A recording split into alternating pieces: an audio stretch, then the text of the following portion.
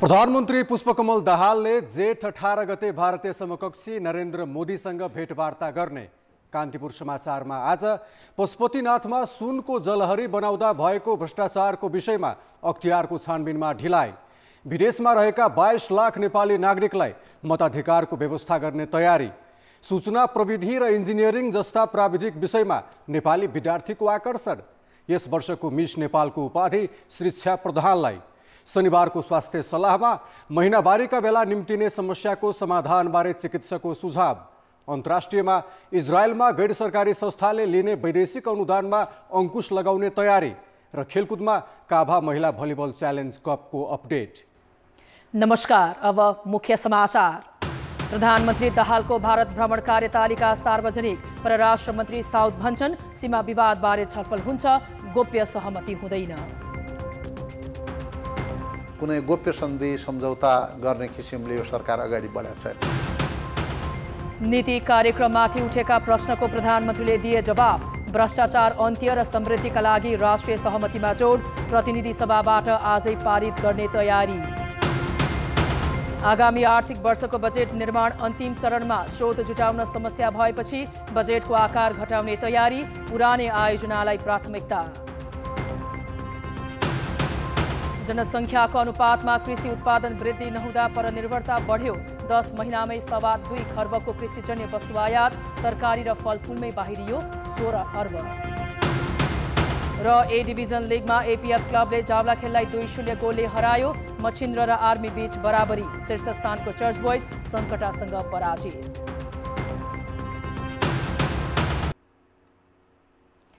प्रधानमन्त्री पुष्पकमल दाहालको औपचारिक भारत भ्रमणको तालिका सार्वजनिक भएको छ। नेपालको परराष्ट्र मन्त्रालय र भारतको विदेश मन्त्रालयले आज विज्ञप्ति जारी गर्दै प्रधानमन्त्री दाहालले यही जेठ 17 गतेदेखि 20 गतेसम्म 4 दिवसीय भारत भ्रमण गर्ने जानकारी दिएका हुन्। परराष्ट्र मन्त्रालयले भारतीय समकक्षी नरेन्द्र मोदीको निमन्त्रणामा प्रधानमन्त्री दाहालले भारत भ्रमण गर्न लागेको जनाएको छ। मन्त्रालयका अनुसार प्रधानमन्त्रीसँगै छोरी गङ्गा दाहाल, मन्त्री, सचिव तथा वरिष्ठ अधिकारीहरूको टोली भारत जानेछ।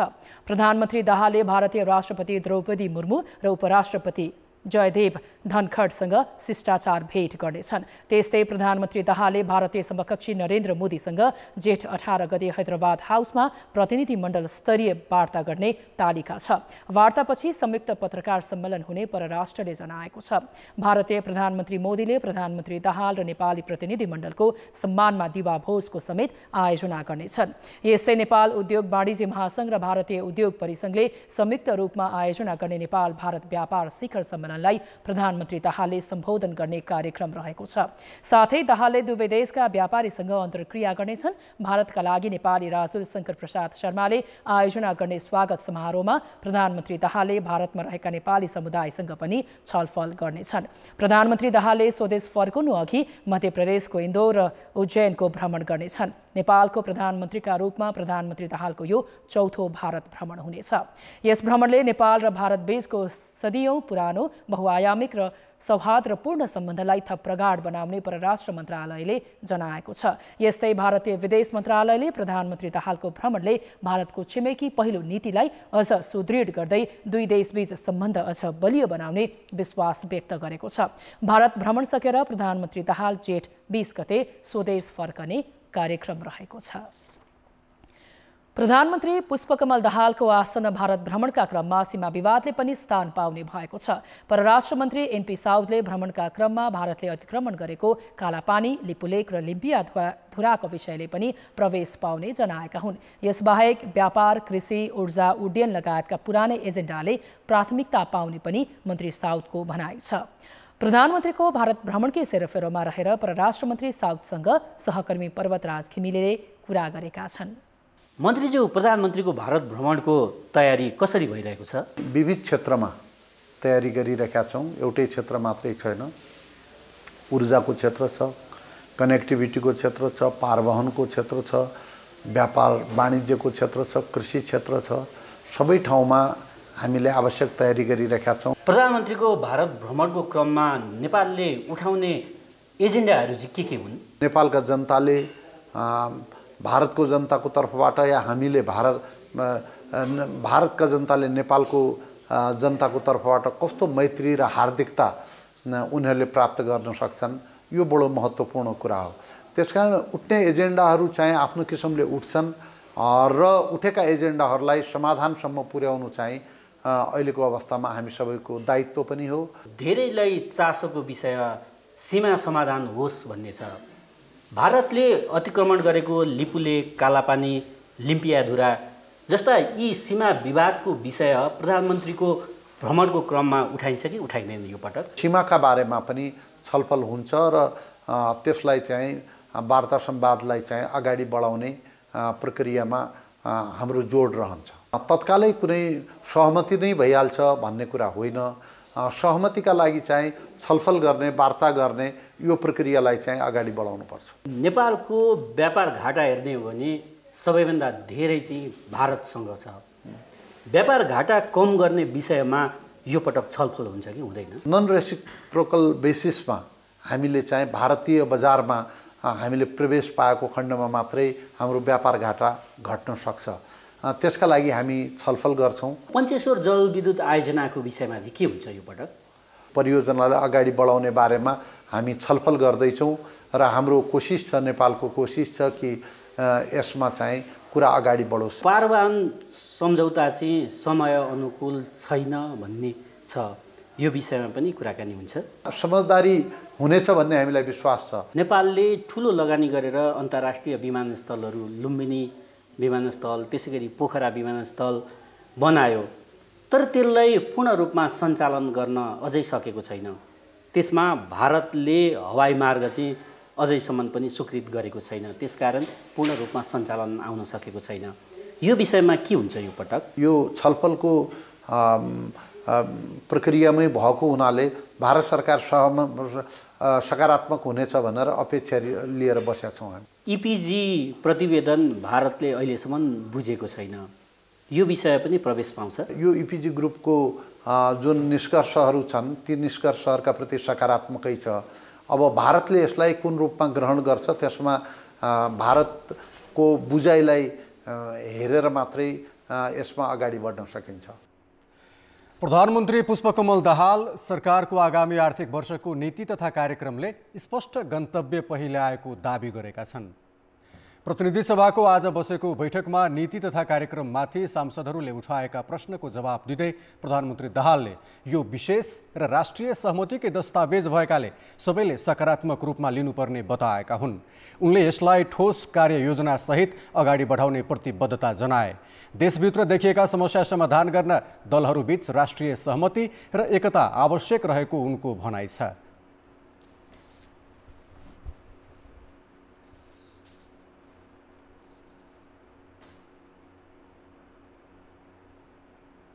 आफैलाई करेक्सन नगरिकन त फेरि हामीले जनतामा पैदा भएको मनस्थितिलाई बदल्न सकिँदैन। त्यसकारण मैले आफूलाई एउटा ठुलो अग्नि परीक्षामा रहेको महसुस गरेको छु र मैले सम्पूर्ण रूपले सुशासन, सामाजिक न्याय र समृद्धिको निम्ति आफूलाई समर्पित गर्ने सङ्कल्पका साथ छु भनेर म यो सम्मानित सदनलाई राख्न चाहन्छु र म यो सम्मानित सदनका माध्यमबाट आम नेपाली जनसमुदायलाई पनि अपिल गर्न चाहन्छु।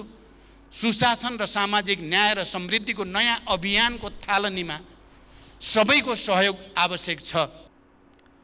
प्रधानमन्त्री दाहालले सरकारको ध्यान भ्रष्टाचार नियन्त्रण र सुशासन कायम गर्नेमा केन्द्रित रहेको बताए।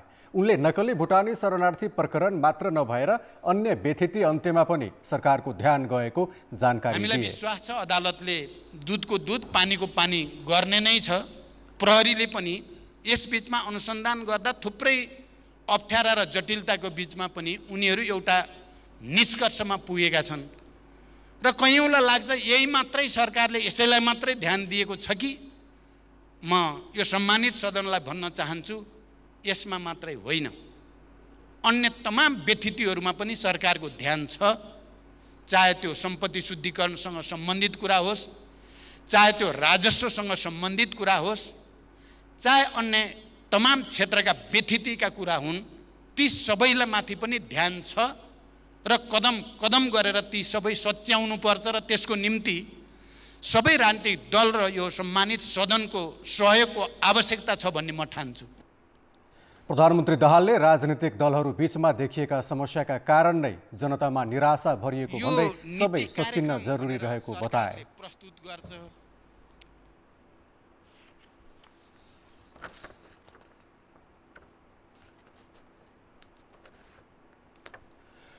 पशुपतिनाथ मन्दिरमा राखिएको सुनको जलहरीको विवादले राजनीति नै तरङ्गित भएको छ। एमाले शुक्रबार प्रतिनिधि सभा बैठक नै अवरुद्ध गर्यो।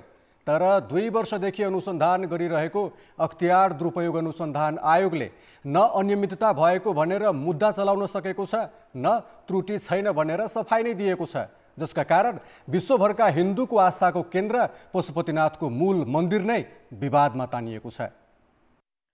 पशुपतिनाथको जलहरी विवादमा नेकपा माओवादीका सांसद लेखनाथ दाहालले प्रमुख प्रतिपक्षी दलका नेतासँग जोडेर दिएको अभिव्यक्ति रेकर्डबाट हटाउन प्रधानमन्त्री पुष्पकमल दाहालले सभामुखलाई आग्रह गरेसँगै संसद बैठकको अवरोध हट्यो।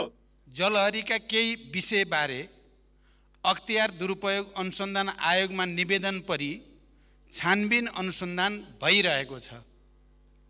यस विषयमा अख्तियार दुरुपयोग अनुसन्धान आयोगले स्वतन्त्र एवं निष्पक्ष छानबिन गर्ने नै छ। यसमा सरकारको सहयोग रहनेछ। प्रधानमन्त्रीले अख्तियारमा उजुरी परेकाले आयोगले निष्पक्ष छानबिन गर्छ भनिरहँदा 2 वर्षसम्म पनि अनुसन्धान गरी नसक्नुले आशंका उब्जाएको छ। तर थन्किएर बसेका भ्रष्टाचारका फाइल खोल्न अख्तियारमाथि दबाव थपिएको छ। फाइल खोलौँ भन्दै गर्दा अमुक फाइल खोल्यो भने अमुक पार्टीको अध्यक्षलाई तान्न सकिएला, अमुक फाइल खोल्यो भने चाहिँ अर्को पार्टीको अध्यक्षलाई तान्न सकिएला भन्ने मनोविज्ञानले होइन, आवेगले होइन, जिम्मेवार ढङ्गले 7 सालदेखिकै फाइलहरू खोलौँ र एउटा ठिक ढङ्गले कारबाहीको सन्दर्भमा कुनै मोलाहिजा नराखिकन यसलाई सम्बोधन गरेर जाउँ। म स्मरण गर्न चाहन्छु, आग्रह गर्न चाहन्छु।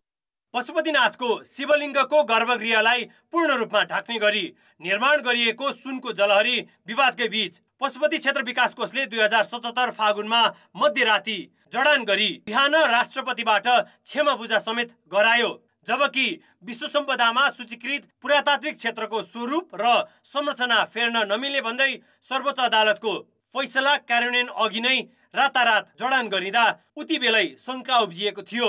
महालेखा परीक्षकको 59औं वार्षिक प्रतिवेदनले पनि जलहरी निर्माणमा 7 करोड 86 लाख बराबरको 10 किलो 976 ग्राम सुनको विवरण नखुलेकोमा आशंका गरेको थियो। कालीगढको ज्याला भुक्तानी समेत अपारदर्शी भएको महालेखाले औल्यायो। यो नियमै छ, निर्देशिका छ, अनुमान के 3 महिनामा चाहिँ अनुसन्धान सिद्धिन्छ भन्ने अनुमान छ। तर कतिपय चाहिँ अलिक गम्भीर भएर 3 महिना नभएर अर्को 3 महिना गरेर बढीमा वर्ष दिनमा चाहिँ सकिन्छ। अख्तियारमा जुन छान्ने व्यक्तिहरू हो त्यो व्यक्तिहरू चाहिँ नि मेरिटको आधारमा छान्नुको साथ भागभण्डाको आधारमा छान्ने र भागभण्डाको आधारमा छान्न साथ के हुन्छ भनेदेखि जसको भागबाट गएको हो उसले चाहिँ नि त्यस्ता कुनै भ्रष्टाचारका घटनाहरू भयो भने आफूले छान्ने मान्छेले गरेको देखियो भने उसले सकेसम्म पन्छाउने प्रवृत्ति चाहिँ बढ्नु एउटा चाहिँ यो नेचरल कुरा हो। 2 वर्षदेखि अनुसन्धान गरिरहेको अख्तियारले उजुरीको टुङ्गो नलगाउँदा यो विषय राजनीतिक रूपमा बल्झिएको हो। जानकारहरूका अनुसार अख्तियार प्रभावकारी हुन नसक्नुको मुख्य कारण राजनीतिक भागभण्डाका आधारमा पदाधिकारी नियुक्ति गरिनु हो। अख्तियारबाट हुने ढिलासुस्ती र कमजोर अनुसन्धानका कारण कैयौं विषय यसै गरी अलपत्र पर्ने गरेका छन्। पशुपतिनाथको गर्भगृहमै भएको भ्रष्टाचारको अनुसन्धानले परिणाम पाउन नसक्दा अन्यत्रको प्रभावकारी हुनेमा आयोगमाथि थप आशंका उब्जनु स्वाभाविक देखिन्छ। कान्तिपुर समाचारका लागि क्यामेरामा रूपक कोइरालाका साथ सुबिन्द्र श्रेष्ठ, काठमाडौँ। अब जनमतको अन्तिम परिणाम। जनमतमा हिजो हाम्रो प्रश्न थियो, विकास निर्माणका आयोजना उक्टने तर समयमै काम नसक्ने प्रवृत्ति किन नरोकिएको होला? ए सरकारी मिलेमतो, बी फितलो कानुन र सी व्यवहारिक कठिनाई। जनमतको अन्तिम परिणाम यस्तो छ, ए सरकारी मिलेमतोमा 56%, बी फितलो कानुनमा 41% र सी व्यवहारिक कठिनाईमा जम्मा 3% मत प्राप्त भएको छ। अब जनमतमा आजको प्रश्न। जनमत हाम्रो प्रश्न छ, अख्तियारको अनुसन्धानमा किन ढिलासुस्ती हुने गरेको होला? ए राजनीतिक प्रभाव, बी कमजोर कार्यक्षमता र सी जनशक्ति अभाव। जनमतको अन्तिम परिणाम भोलि बेलुकी 8 बजेको कान्तिपुर समाचारमा प्रसारण गर्नेछौँ। कृपया NEWS news space ABYC type गरी 34001 SMS गरी आफ्नो मत व्यक्त गर्नुहोला। मिस नेपाल वार्ड 2023 को उपाधि स्वेच्छा प्रधानले जितेकी छन्। आज ललितपुरमा भएको ग्रान्ड फिनालेमा 23 वर्षीय प्रधानले उपाधि जितेकी हुन्। उनलाई गत वर्षकी मिस नेपाल प्रियङ्का रानी जोशीले ताज पहिराइदिएकी थिइन्। काठमाडौँकी प्रधानले फेस अफ द इयर र मिस DHI को उपाधि समेत जितेकी छन्। यस्तै यस वर्षको मिस नेपाल इन्टरनेसनल प्रसिद्धि शाह र मिस नेपाल अर्थ रैना मजगैया बनेका छन्।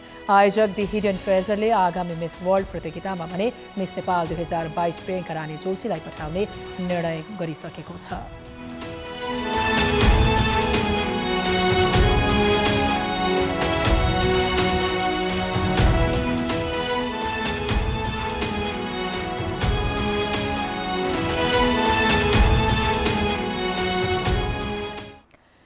मताधिकारबाट वञ्चित विदेशमा रहेका 22 लाख नेपाली नागरिकलाई मतदानको अधिकार व्यवस्था गर्ने तयारी सुरु भएको छ। निर्वाचन आयोगले विदेशमा रहेका नेपाली नागरिकले मतदान गर्न पाउने गरी कानूनको मस्यौदा तयार पारिसकेको छ भने सरकारको नीति तथा कार्यक्रममा समेत विदेशमा रहेका नेपालीलाई मतदानको अधिकार सुनिश्चित गरिने भनिएको छ। विश्वभर छरिएर बसेका नेपाली नागरिकलाई मतदानको अधिकार दिन कति सम्भव छ त? सरकारले जेठ 5 गते सार्वजनिक गरेको नीति कार्यक्रमको 166 नम्बर बुँदामा विदेशमा रहेका नेपाली नागरिकलाई आवधिक निर्वाचनमा मतदान गर्न पाउने व्यवस्था गरिनेछ भनिएको छ। त्यस्तै निर्वाचन आयोगले तयार पारेको निर्वाचन सम्बन्धी कानूनको मस्यौदामा पनि विदेशमा रहेका नागरिकलाई मताधिकार दिने र त्यसका लागि कूटनीतिक नियोग तथा अन्य निकायसँगको सहयोग लिएर आवश्यक प्रबन्ध गर्ने उल्लेख छ। सर्वोच्च अदालतले 2074 सालमै विदेशमा रहेका नागरिकलाई मतदानको व्यवस्था गर्न आयोग र सरकारका नाममा निर्देशनात्मक आदेश दिए पनि कानुनी व्यवस्था नभएको भन्दै आयोगले मतदानको व्यवस्था गर्न सकेको थिएन। अहिले सरकार र आयोग दुवैले निर्वाचनमा सबै नागरिकलाई समेट्ने भने पनि चुनौती भने कायमै छ।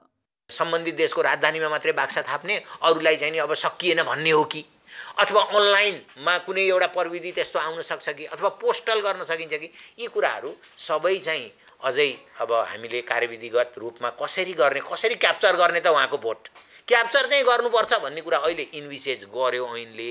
अब कसरी गर्ने भन्ने कुराहरू आगामी दिनमा छलफल गर्दै जानुपर्छ। 2069 देखि 71 सालसम्म तत्कालीन आयुक्त दोलख बहादुर गुरुङ नेतृत्वको निर्वाचन आयोगको टोलीले नेपाली नागरिक धेरै पुगेका अमेरिका, जापान, बेलायत, भारत लगायतका 9 देशमा मतदानको व्यवस्था मिलाउने बारे सम्भाव्यता अध्ययन गरेको थियो। टोलीले विदेशमा रहेका नेपालीलाई सम्बन्धित देशको नियोगमै मतदानको व्यवस्था गर्न सकिने निचोड निकालेको थियो। त्यसैगरी विभिन्न देशले अपनाउँदै आएको अभ्यास अनुसार हुलाक मतदाताका प्रतिनिधि वा विद्युतीय प्रणालीबाट समेत मतदान गर्न सकिने व्यवस्था गर्न सकिने निष्कर्ष आयोगले निकालेको थियो। तर नेपाली पुगेका सबै देशमा नियोग छैनन्।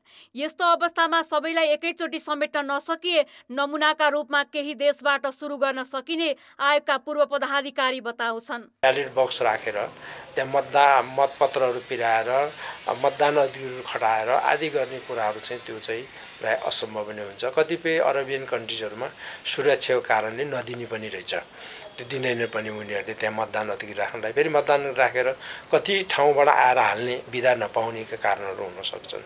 यी पक्षहरूलाई नै समेट्दाखेरि चाहिँ नेपालले अनलाइन भोटर रजिस्ट्रेसनहरू गर्नुपर्छ, अनलाइन भोटिङ सिस्टमहरू राख्नुपर्छ। सरकार र आयोगले विदेशमा रहेका नेपालीलाई मतदानको अधिकार दिन चासो देखाउनु सकारात्मक पक्ष हो, तर विश्वभर छरिएका नागरिकलाई मतदानमा समेट्नु कम चुनौतीपूर्ण छैन। अहिले देखिने कुन प्रणाली अपनाएर मतदानमा सहभागी गराउने भनेर गृह कार्य नगर्ने हो भने अर्को चुनावमा पनि लाखौं नागरिक मतदानबाट वञ्चित नहोलान् भन्न सकिँदैन। कान्तिपुर समाचारका लागि क्यामेरामा राजेन्द्र महर्जनका साथ अञ्जना लामिछाने, काठमाडौँ। नागरिकता विधेयक छिटो पारित गर्नुपर्ने माग गर्दै पीडितहरूले माइतीघर मण्डलामा विरोध प्रदर्शन गरेका छन्। विधेयक पारित नहुँदा नागरिकताबाट वञ्चित हुनु परेको भन्दै पीडितहरूले आज काठमाडौँको माइतीघर मण्डलामा प्रदर्शन गरेका हुन्। उनीहरूले सरकारका तर्फबाट राष्ट्रपति समक्ष पठाइएको विधेयक छिटो पारित गर्नुपर्ने माग गरेका छन्। अहिले 21 वर्षको भयो हैन, अहिलेसम्म नागरिकता पाएको छैन र मैले चाहेको कुरा पनि पढ्न पाएको छैन।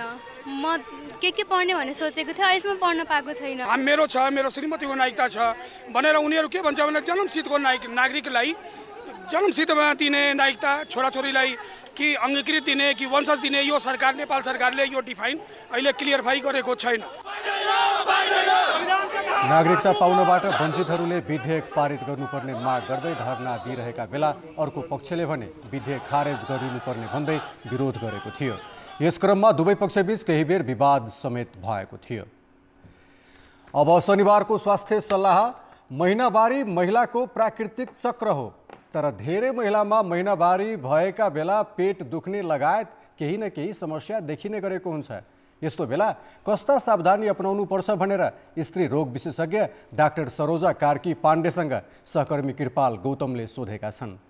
कहिलेकाहीँ केही समस्याहरू महिनावारी सुरु भएपछि पनि देखा पर्न सक्छ भने कहिले चाहिँ त्यसमा चाहिँ प्राकृतिक रूपले हुने नै पनि हाम्रो चाहिँ जुन चाहिँ परिवर्तन हुन्छ त्यसलाई पनि हामीले समस्याको रूपमा देख्न सक्छौँ, जुन चाहिँ हामीले बिस्तारै बुझ्दै जानुपर्ने हुन्छ। महिनावारीमा महिलाहरूलाई देखिन सक्ने समस्याहरू चाहिँ के हुन्? एउटा चाहिँ यो समयमा रगत नजानु र धेरै नै अगाडि पछाडि हुनु, जस्तो कसैको चाहिँ 45 दिनभन्दा बढी पनि 2 महिना 3 महिना 4 महिनामा एकचोटि बल्ल हुने, कोही वर्षमा 2 चोटि मात्रै हुने पनि हुनुहुन्छ हैन।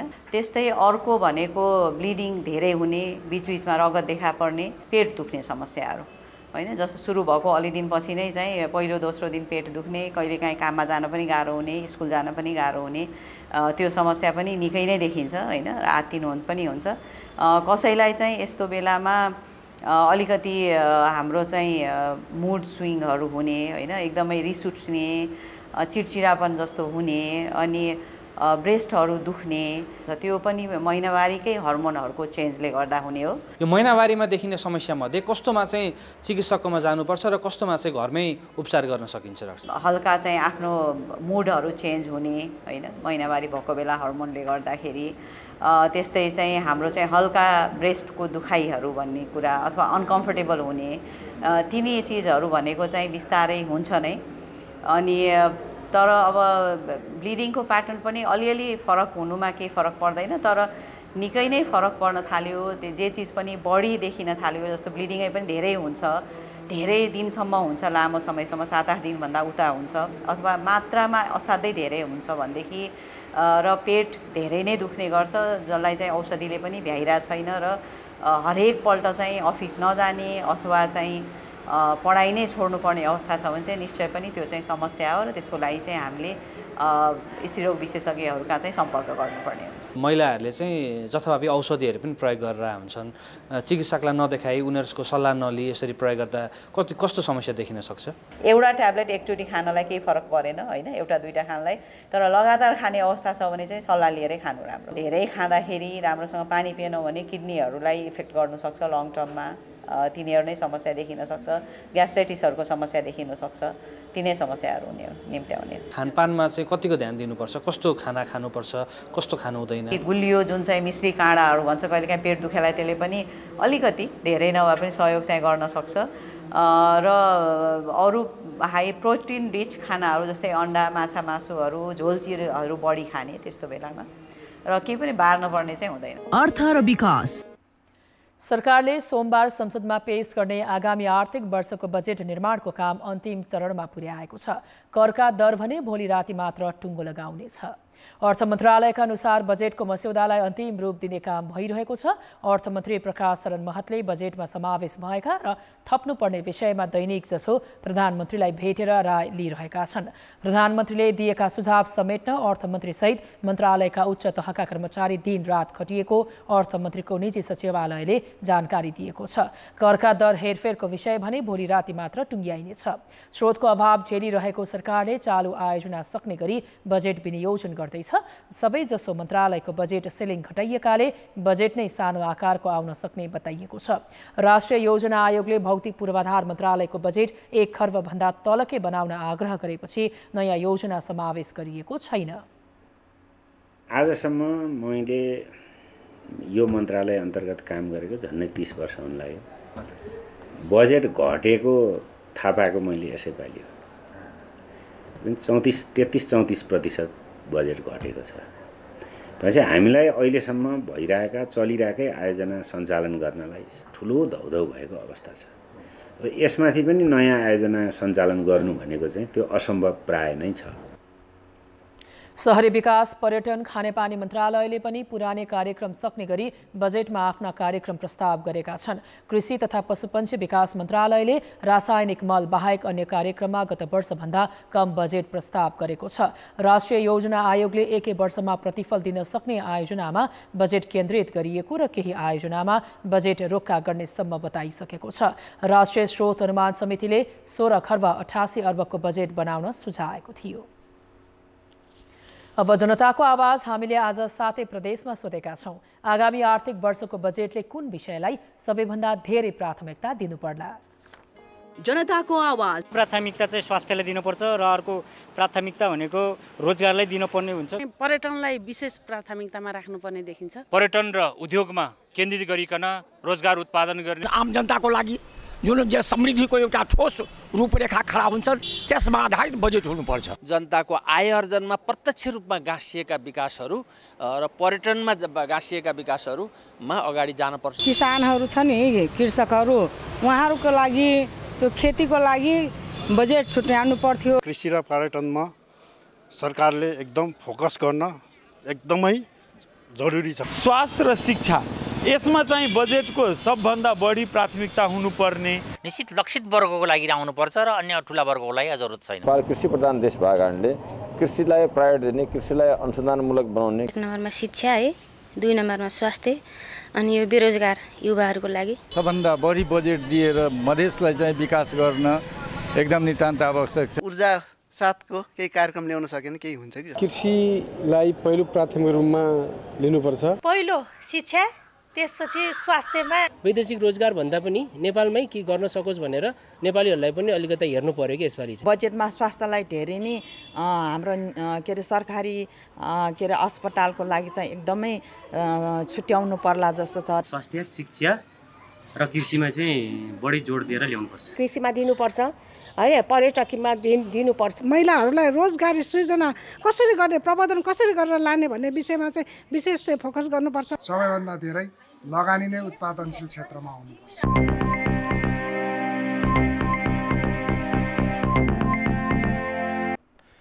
राष्ट्रिय जनगणना 2078 को तथ्याङ्कले 57% नेपाली कृषि पेसामा आश्रित रहेको देखाएको छ। तर कृषि उपजमा परनिर्भरता बढ्दो छ। पछिल्ला दशकमा जनसङ्ख्याको अनुपातमा कृषिको उत्पादकत्व नबढ्दा वार्षिक 50 अर्बभन्दा बढीको धान चामल आयात हुन्छ। यति मात्रै होइन, माछा, मासु, दूध र फलफुलमा पनि परनिर्भरता बढ्दै गएको छ। आँपको सिजन सुरु भएसँगै अहिले बल्खु स्थित फलफुल बजार भारतीय आँपले भरिएको छ। सिजनल फलफुल मात्र होइन, अफ सिजनका फलफुल पनि बजारमा प्रशस्तै पाइन्छन्। टर्की र इरानको किवी, इन्डोनेसियाको ड्र्यागन फ्रुट्सदेखि चिनिया स्याउ र सुन्तलासम्म पाइन्छन्। भण्डारणको उपयुक्त व्यवस्था नहुँदा नेपाली फलफुल 2 देखि 3 महिना मात्रै चल्ने गरेको छ। त्यस्तै कतिपय उत्पादित वस्तु त बजारसम्मै पुग्न सक्दैन। त्यसले पनि परनिर्भरता बढाएको छ। नेपाली किवीमा यदि हामीले ग्रेडिङ गर्न सक्यौँ भने हामी अहिले जुन टर्कीको, इरानको किवीहरू हामीले खाइरहेका छौँ, त्यो किवीहरू पनि नेपालीमा ग्रेडिङ, प्याकेजिङ राम्रो गर्यो भने नेपाली उत्पादन भइन्जेललाई त्यहाँबाट हामीले बन्देज गर्न सक्छौँ। नेपालमा वार्षिक 3 खर्बभन्दा बढीको कृषि उपज आयात हुने गरेको छ। चालु आर्थिक वर्षको 10 महिनामा मात्रै 2 खर्ब 26 अर्बभन्दा बढीको कृषिजन्य वस्तु आयात भइसकेको छ, जसमा 27 अर्बको तरकारी र 16 अर्बको फलफुल छ। त्यस्तै अन्नबाट बनेका विभिन्न परिकार 47 अर्बको आयात भएको भन्सार विभागको तथ्याङ्क छ। बढ्दो परनिर्भरता कम गर्न उत्पादन बढाउनेदेखि उत्पादित वस्तुको बजारीकरण प्रवर्धनसम्मका काम गर्न विज्ञले सुझाव दिएका छन्। समग्र हामीले कृषिमा चाहिँ हामीले रूपान्तरण गर्ने हो भने यो उत्पादनलाई मात्र होइन, बजार प्रणाली र आपूर्ति प्रणाली र यसमा समग्र कृषिको आधुनिकीकरण र विशिष्टीकरणमा हामीले विशेष ध्यान दिन सक्यौँ भने मात्रै हामीले यो उत्पादन चाहिँ आयात जुन चाहिँ हामी परनिर्भरता छौँ इन्डियासँग, हाम्रो त्यो चाहिँ घटाउन सकिन्छ भन्ने मलाई लाग्छ। नेपालमा प्रति हेक्टर 3.5 मेट्रिक टन धान फल्छ। धान खेती हुने 15 लाख हेक्टरमा औसत 55 लाख मेट्रिक टन धान फल्ने गरेको छ। त्यस्तै 10 लाख हेक्टरमा गहुँ खेती हुने गरेको छ, तर गहुँ प्रति हेक्टर 2.5 मेट्रिक टन मात्रै फल्छ। प्रविधि, उन्नत बिउ तथा पर्याप्त सिँचाइको व्यवस्था भए देश कृषिमा आत्मनिर्भर बन्ने बाटोमा अघि बढ्ने थियो, तर सरकारले नतिजामुखी हिसाबले काम गर्न सकेको छैन। कान्तिपुर समाचारका लागि क्यामेरामा मुरारी घिमिरेका साथ भरत राउल, काठमाडौँ। अब अन्तर्राष्ट्रिय समाचार। इजरायली सरकारले गैर सरकारी संस्थाहरूले विदेशबाट लिने अनुदानमा 65% कर लगाउने तयारी गरेको छ। हालै मन्त्री स्तरीय समितिमा छलफलका लागि प्रस्तुत गरिएको गैर सरकारी संस्था सम्बन्धी विधेयकमा वैदेशिक अनुदान सम्बन्धी अनुदानमा अंकुश लगाउने प्रस्ताव गरिएको हो। प्रस्तावित विधेयक सरकारको प्राथमिकतामा परेको बताइएको छ, तर इजरायली र प्यालेस्टाइनी नागरिक सङ्गठनहरूले यसको विरोध गरेका छन्। यस्तै अमेरिका, फ्रान्स र जर्मनी लगायतका मुलुकले पनि यसको व्यापक आलोचना गरेका छन्। तर प्रभावकारी दक्षिणपन्थी निकायहरूलाई निजी दाता र सङ्गठनहरूले दिने अनुदानमा भने यो कानुन आकर्षित हुने छैन। यो संस्थाले वर्तमान इजरायली न्यायिक सुधारको विषयमा काम गरेको थियो भने अनुदान भने पारदर्शी बनाएको थिएन। सन् 2016 मा बेन्जामिन नेतन्याहुले सघन कूटनीतिक प्रयास गर्दा पनि विधेयक पारित गर्न सकेका थिएनन्। सूचना प्रविधि र इन्जिनियरिङ जस्ता प्राविधिक विषयमा नेपाली विद्यार्थीको आकर्षण बढेको छ। मुलुकभित्रै र विश्व बजारमा सजिलै रोजगारी पाउने भएपछि उच्च शिक्षामा यस्ता विषयप्रतिको आकर्षण बढेको हो। कक्षा 12 को परीक्षा दिएर इन्जिनियर बन्ने लक्ष्यसहित काठमाडौँ आएकी विराटनगरकी युनिश्री राई तयारी कक्षामा लागेकी छन्। विश्वविद्यालयले लिने प्रवेश परीक्षा राम्रो अङ्कका साथ उत्तीर्ण गर्न उनी तयारी कक्षा लिन थालेकी हुन्। राई जस्ता धेरै विद्यार्थी सूचना प्रविधि विज्ञ र इन्जिनियर बन्न काठमाडौँका विभिन्न शिक्षण संस्थामा तयारी कक्षा लिन भौतारिरहेका छन्। कक्षा 12 को परीक्षा सकेर बसेका 4,69,000 विद्यार्थी मध्ये धेरैको चाहना यस्तै प्राविधिक विषय अध्ययन गर्ने देखिएको छ। मलाई बच्चैदेखि इन्जिनियरिङतिर मेरो हल्का म फेसिनेटेड थिएँ क्या, सो इन्जिनियरिङ आफ्नो सपना पुरा गर्न इन्जिनियरिङ पढ्नको लागि इन्ट्रान्सको प्रिपरेसन गर्न पिएचडी गरेर हो। त्रिभुवन, काठमाडौँ, पूर्वाञ्चल, पोखरा, मध्यपश्चिम, सुदूरपश्चिम र मनमोहन प्राविधिक विश्वविद्यालय अन्तर्गत 50 भन्दा बढी इन्जिनियरिङ कलेजमा सूचना प्रविधि र इन्जिनियरिङ विषयको अध्ययन हुन्छ। यी शिक्षण संस्थामा सिट सङ्ख्याभन्दा बढी विद्यार्थीले प्रवेश परीक्षा दिने गरेका छन्। इन्जिनियरिङमा उच्च शिक्षा हासिल गरेपछि सजिलै रोजगारीका अवसर पाउने मात्र होइन, प्रतिष्ठित पेसा समेत भएकाले विद्यार्थीको आकर्षण बढेको क्याम्पस सञ्चालक बताउँछन्।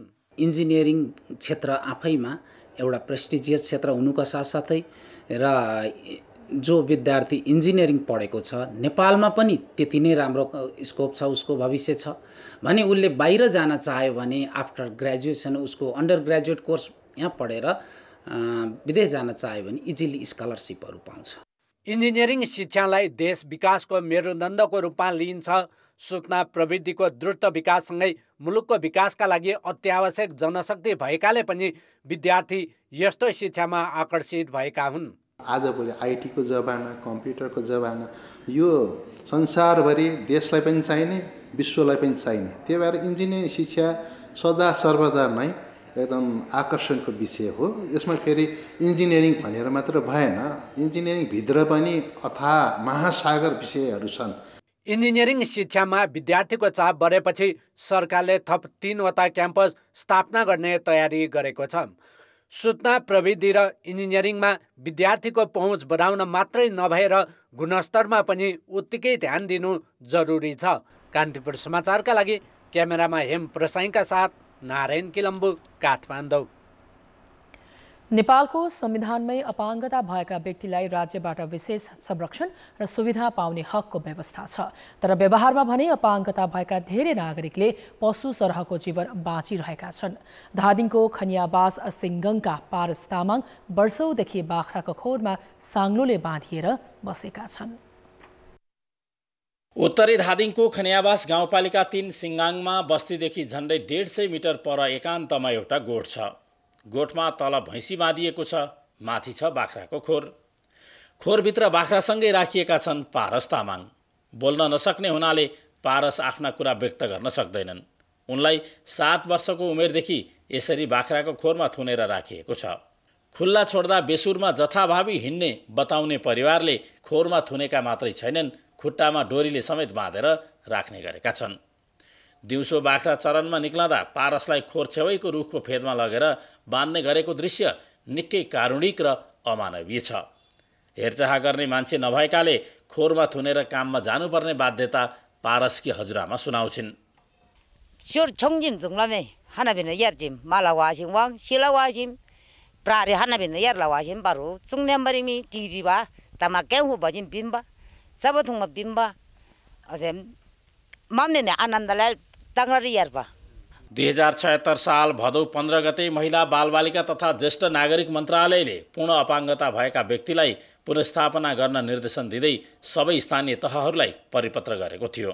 त्यो बेला पारसकी आमा गङ्गामाया तामाङ खनियावास गाउँपालिकाको कार्यपालिका सदस्य थिइन्।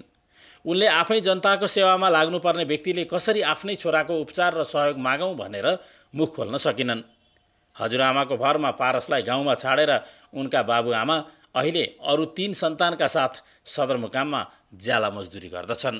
आफूले भन्नै सकेनन्, आफ्नो छोरा आफै झन् ठुलो मान्छेहरू आफ्नो नेता साथीहरू आएपछि त झन् उल्लो के अरे त्यहीँ टाढा ठाउँमा राख्छ सर मैले। खनियावास गाउँपालिकासँग पारससहित 56 जना पूर्ण अपाङ्गता भएका मानिस छन्।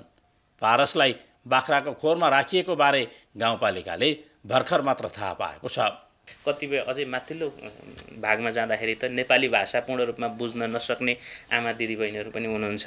त्यसो हुँदाखेरि हामीले जुन स्तरमा उहाँहरूको चेतना स्तर माथि उकास्न खोजेका हौँ त्यो स्तरमा माथि उकास्न सकिराखेका छैनौँ। अब जानकारीमा आएपछि हाम्रो तर्फबाट गर्ने सहयोगमा त त्यो बाँकी राख्दैन, हामी सहयोग गर्छौँ नै, सक्ने सहयोग चाहिँ। अपाङ्गता भएका व्यक्तिहरूको अधिकार सम्बन्धी ऐन 2074 को दफा 29 मा पूर्ण अपाङ्ग भएकालाई पुनर्स्थापना गरिनेछ भन्ने उल्लेख छ। तर दूरदराजमा अझै पनि अशक्त र अपाङ्गता भएका नागरिकले पशु सरह बाँचिरहनु परेको छ। यसले आम नागरिकको चेतना स्तर र अपाङ्गता भएकाहरूप्रति राज्यको चासो कति छ भन्ने प्रश्न बनाएको छ। कान्तिपुर समाचारका लागि पोस्टनाथ अधिकारी, सिङ्गाङ, खनियावास, धादिङ। खेलकुद समाचार। कान्तिपुर खेलकुद समाचारमा स्वागत छ।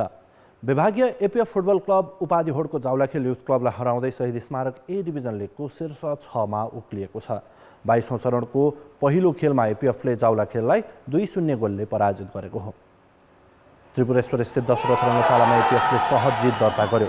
23औं मिनेटमा अरमान बेडोमले एपीएफलाई अग्रता दिलाए। शरण बस्नेतले निकालेको क्रसमा बेडोमले जावलाखेलका 2 डिफेन्डरलाई मात दिए। पहिलो हाफको इन्जुरी समयमा आवास लानिछानेले गोल गर्दै एपीएफको अग्रता दोब्बर पारे। युवराज खड्काको प्रहार जावलाखेलका कप्तान सीमान्त थापाले ब्लक गरेका थिए, तर रिबाउन्डमा आवास गोल गर्न सफल भए। खेलको 85औं मिनेटमा दुवै टोली 10 खेलाडीमा समेटिए। आपसमा विवाद गर्दा एपीएफका कप्तान नवीन लामा र जावलाखेलका अब्दुल अजिजले रातो कार्ड सामना गरेका हुन्। जितसँगै एपीएफले लिगमा अपराजित यात्रा पछिल्ला 3 खेलसम्म निरन्तरता दियो। एपीएफको 22 खेलमा 29 अङ्क भएको छ। शीर्ष स्थानको जावलाखेल भने पछिल्ला 5 खेलदेखि जितविहीन छ। 17औं चरणमा फ्रेन्ड्स विरुद्ध जावलाखेलले 4-1 गोलको जित निकालेको थियो। 22 खेलमा 34 अङ्क बनाएको जावलाखेल शीर्ष स्थानको चर्च बोइज भन्दा 4 अङ्कले पछाडि छ।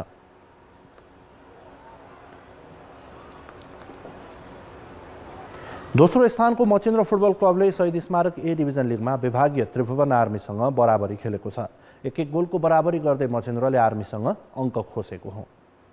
ललितपुरको च्यासल मैदानमा 17औं मिनेटमै आर्मीले अग्रता बनाएको थियो। दिनेश हेम्जनले आर्मीका लागि गोल गरेका हुन्। त्यसपछि पनि आर्मीले पहिलो हाफमा केही अवसर खेर फालेको थियो। दोस्रो हाफमा खेल अझ रोमाञ्चक बन्यो।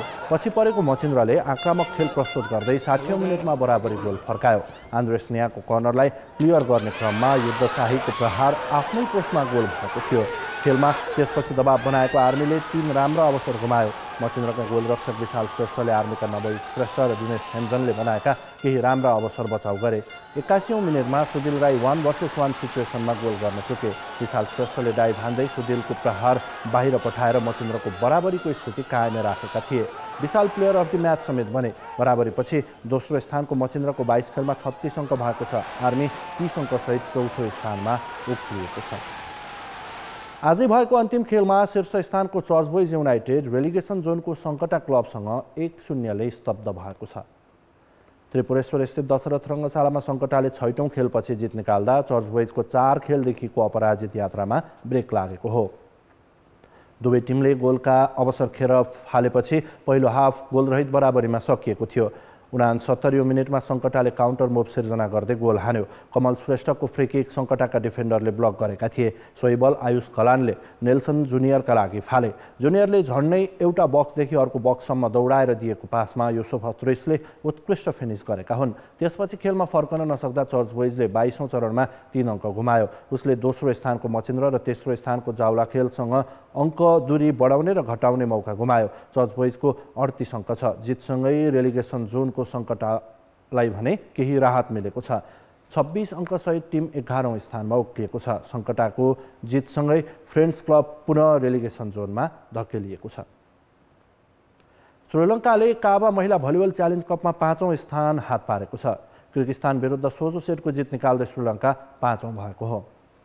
त्रिपुरेश्वर स्थित राखेप कबड हलमा वरियताका लागि भएको खेलमा श्रीलङ्काले 25-11, 25-20 र 25-14 को सहज जित हात पारेको हो।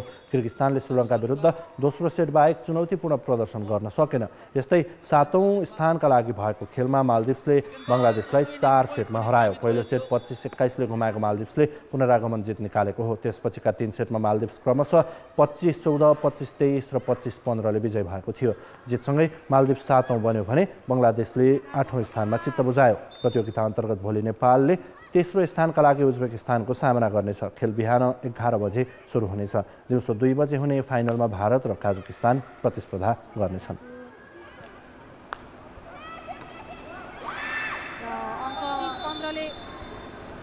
खेलको समाचार अहिलेलाई यति नै। अब मौसम सम्बन्धी जानकारी।